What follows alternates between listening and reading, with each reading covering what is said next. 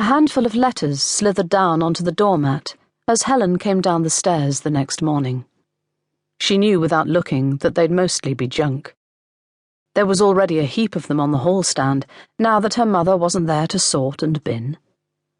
Helen thought about adding the fresh arrivals to the pile, but she couldn't be bothered to bend down and collect them up.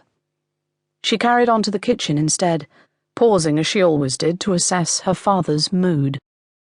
If he was even a bit cheerful, it would validate her own feeling of lightness, meaning her anticipations were strong enough to be rubbing off. He sat at the table, dressed but unshaven, his hair rumpled and greasy. There was an empty mug and a full ashtray at one elbow, and he'd pushed the mess on the table aside to make room for the newspaper. Helen pictured the kitchen as she'd always known it. Ordered, shiny, nothing ever out of place. It wasn't big, and the layout made no pretensions to an efficient use of the space, one of her mother's running complaints. It was too much to expect her to manage in such an impractical room, she said. She'd been promised a new kitchen, and she wasn't going to put up with this matchbox any longer. Helen packed the arguments back into their box and slammed the lid. She hated remembering the trickle of helplessness as she'd watched them brew, and the sick fear of what was to come. She didn't want to feel sorry for her dad, either. His back wasn't giving much away, but the air was free from any noticeable tension.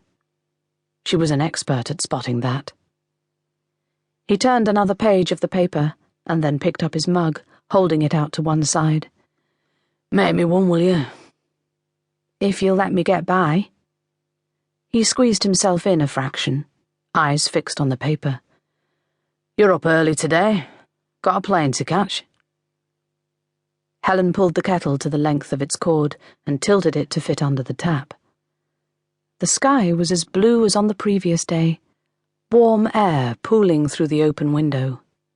She smiled inwardly as she spotted the garden canes scattered over the grass. Pippa was so sweet. The thought prompted her to lean over the sink so she could see the gate. Not that she was expecting to see anyone, of course. She held her breath anyway. Water overflowed from the spout of the kettle, soaking the front of her t-shirt and spraying over the floor. Damn! She let go of the kettle, grabbed at a tea towel to dry herself. Shit! The tea towel had left a streak of grease down the white front of her top. She had yet to get out of the habit of expecting a rebuke for clumsiness. There was something relaxing in the way Mick didn't notice.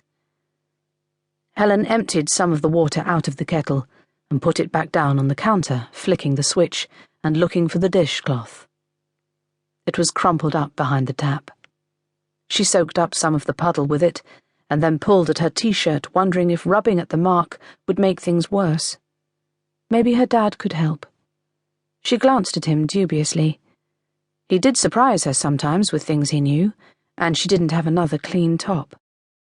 "How'd you get grease out of clothes?" "Washing up liquid." Mick turned another page. "Where's my tea?"